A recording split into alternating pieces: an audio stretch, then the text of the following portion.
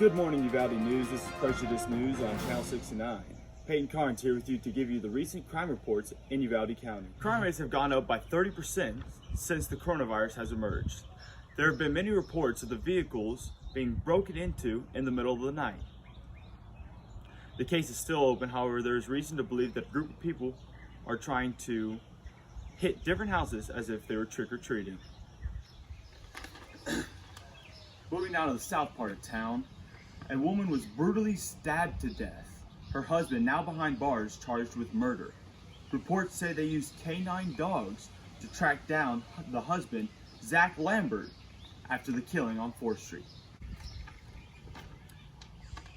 One friend I talked to told me she was at the home last night and she saw the body of the victim, adding that Zoe Lambert had been stabbed to death multiple times in the chest.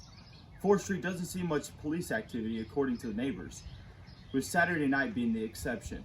One witness stated, and I quote, "We see people on the porch crying, and I hear girls screaming or something like that." That's how one neighbor described the scene as police surrounded the home of Zoe and Zach Lambert. They tell me someone else inside the house called 911. Zoe was stabbed to death, and police say they believe her husband, Zach, is the one that killed her. Police say that Zach Lambert ran off afterwards, but the government canines were able to sniff him out. He did not resist when they were able to take him into custody. Now Zach Lambert is being held at the Uvalde County Jail and facing a charge of second-degree murder. We are live and on your side here in Uvalde County. Peyton Carnes. Now I send you to Zach Lambert to give you the recent updates on the coronavirus. Now to you, Zach. Hi, I'm Zach Lambert from Prestigious 69, and I'm reporting on the COVID-19. Thank you, Peyton, for that awesome segment on crime and Zach Lambert killing his wife. And I'm not related to the killer, Zach Lambert, for all you that may think that.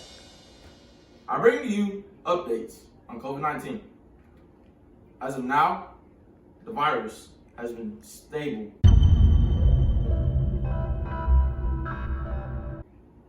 in Uvalde, but it could return at any time, so make sure you're safe.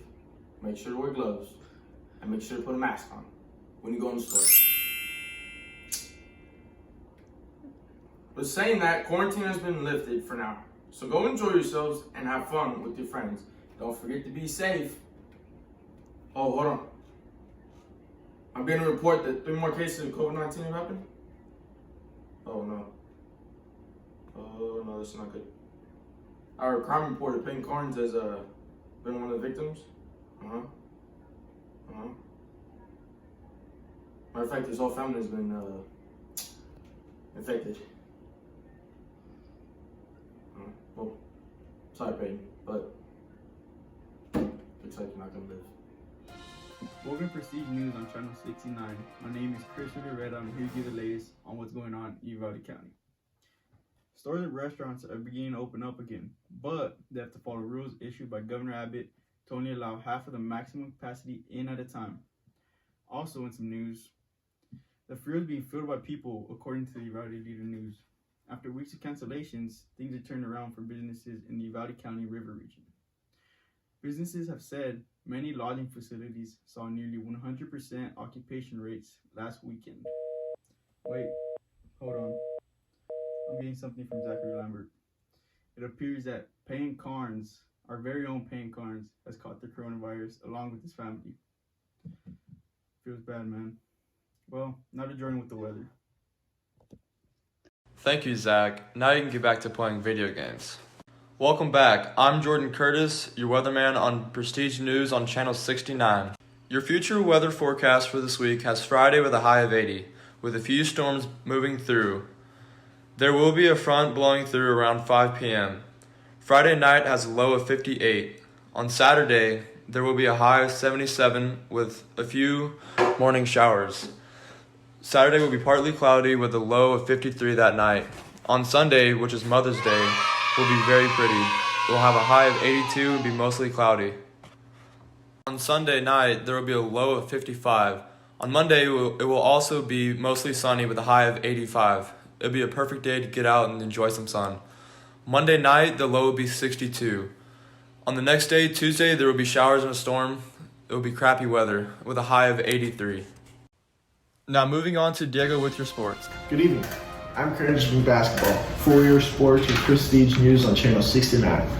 How's it going, everybody?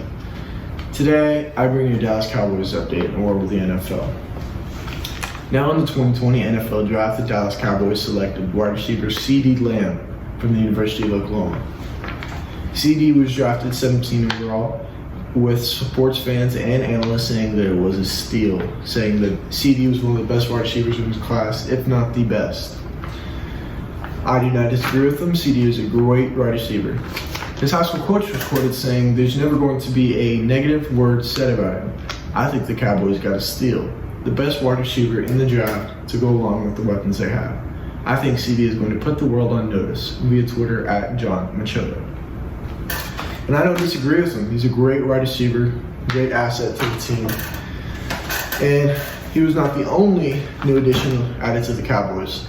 Along with CeeDee, Andy Dalton, quarterback from the Bengals, was recently added to the Cowboys roster, along with their two-time Pro Bowler Dak Prescott.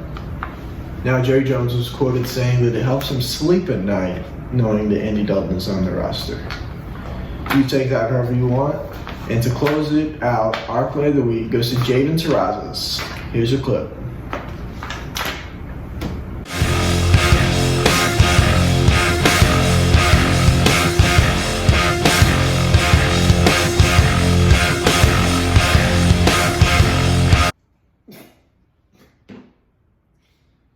Now, if that's not what you call a pool, then I don't know what is. Jaden Terrazas' first play in his varsity football game ever, and that's what he starts off with. Oh, what a player.